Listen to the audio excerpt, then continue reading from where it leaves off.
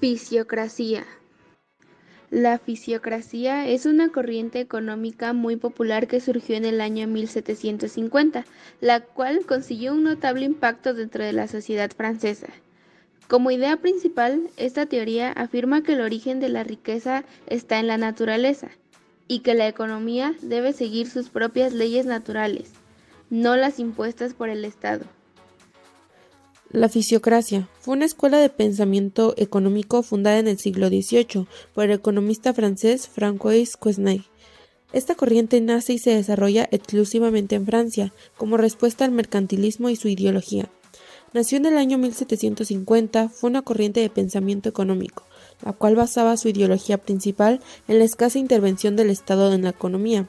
Los fisiócratas, en contraposición del mercantilismo y su fuerte apuesta por la intervención del Estado en la economía, apoyaban una corriente más libre, una corriente basada en que la economía poseía un fenómeno natural, el cual da origen a parte del término fisiócrata, que significa naturaleza en griego, que regula el mercado por sí solo. François Quesnay fue el creador de la escuela fisiócrata en la que se sostenía que la agricultura era el único medio para generar riquezas en un país, basándose en las experiencias de Inglaterra. François de Quesnay fue un médico francés del siglo XVIII, el cual fue economista y físico francés, fundador de la escuela fisiócrata mediante su obra Tableau économique, publicada en 1758. Anne Robert Jacques Turgot, como economista, fue uno de los representantes de la escuela de los fisiócratas, que a diferencia de los mercantilistas, consideraba que el producto puro, es decir, la plusvalía, no aparece en la esfera de circulación, sino en la de producción. Pierre Samuel Dupont de Nemours fue otro economista, oficial de gobierno y escritor francés, el cual era seguidor de Quesnay. Mantuvo una relación muy estrecha con él. Al igual, también publicó sus memorias en 1767 con el nombre Fisiocracia o Constitución Natural del Gobierno más ventajoso para el género humano. Jacques Claude Marie Vincent de Gournay fue un economista e intendente del comercio francés, discípulo de Quesnay, al igual que otros fisiócratas. Gournay promulgó la abolición de las restricciones al comercio y la industria. También atribuyó a la creación del término burocracia y tuvo una gran influencia en el pensamiento económico francés. Pierre-Paul Mercier de la Rivière, economista, pertenece a la corriente de la fisiocracia. Su obra completa la dedicó a estudiar los principios propuestos por Quesnay, aunque demostró particular interés en aquellos de carácter político. Consideraba que la tierra es la única fuente de riqueza. Es por ello que hacía especial énfasis en que el derecho a la propiedad es un derecho universal e incuestionable, en el cual se fundamentan todos los demás derechos. Pierre-Paul Mercier de la Rivière, economista, pertenece a la corriente de la fisiocracia. Su obra completa la dedicó a estudiar los principios propuestos por Quesnay, aunque demostró particular interés en aquellos de carácter político. Consideraba que la tierra es la única fuente de riqueza. Es por ello que hacía especial énfasis en que el derecho a la propiedad es un derecho universal e incuestionable, en el cual se fundamentan todos los demás derechos. La propuesta principal de Quesnay quedó plasmada en el Tableau économique en 1758, en el cual asimiló el circuito económico al sistema circulatorio del cuerpo humano, ya que Quesnay era médico, demostrando que dicho circuito, del mismo modo que un organismo vivo, tiene autonomía y unas reglas propias de autorregulación y renovación constante.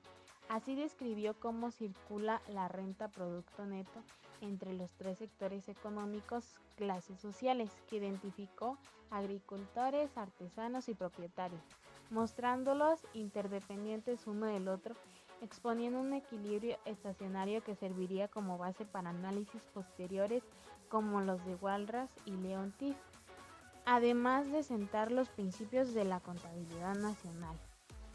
Turgot expuso varios atisbos interesantes acerca de la división de la sociedad en clases y la esencia del salario y avanzó hacia la definición científica del concepto de clase. Su obra principal es Reflexiones sobre la formación y la distribución de la riqueza en 1776. Ideas fundamentales de la escuela fisiócrata. La fisiocracia como corriente de pensamiento basa sus ideas principales en dos cuestiones fundamentales, aunque luego desarrolla otras para el cumplimiento íntegro de la ideología fisiócrata. En primer lugar, la ley natural, la cual defendía esa innecesaria intervención del Estado por la autorregularización y el buen funcionamiento de un mercado sin la necesidad de que lo intervengan. Los fisiócratas consideraban que la intervención del Estado impedía que la naturaleza manifestase su ley natural, ya que el Estado era incapaz de interpretar el derecho natural, por lo que se impide el conseguimiento de los beneficios del orden natural. En segundo lugar, la productividad exclusiva de la agricultura.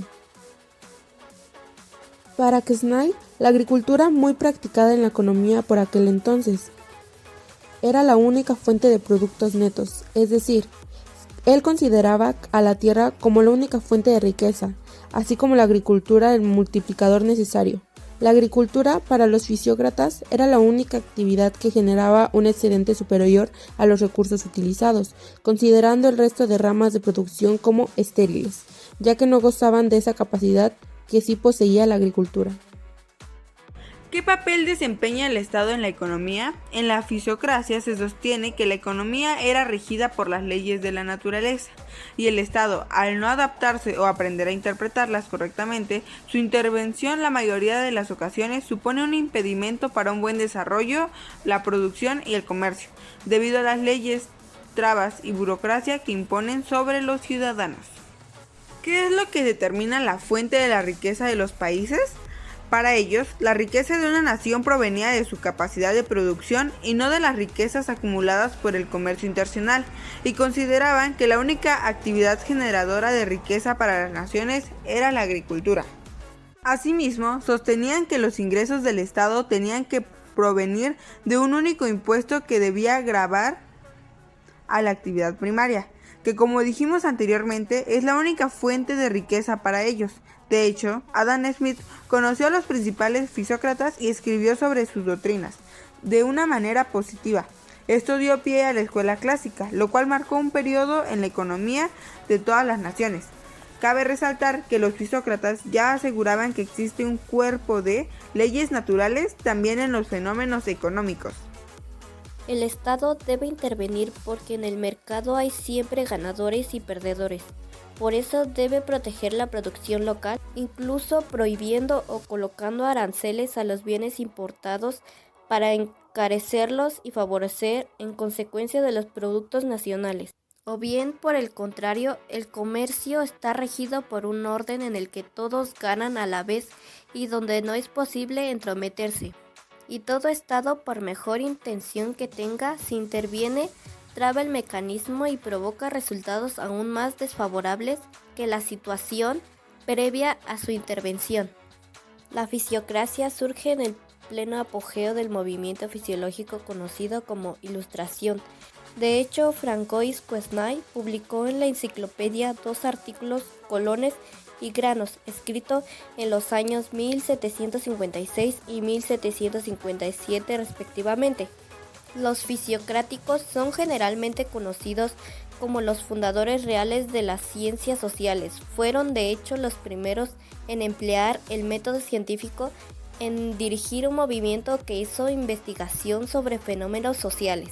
Encontró el origen de la legislatura, los caprichos de los hombres y criticó la propiedad individual y la desigualdad entre hombres. Montesquieu habla de las leyes que gobiernan todo en la tierra como la materia y la naturaleza, y que el hombre no es diferente en este sentido.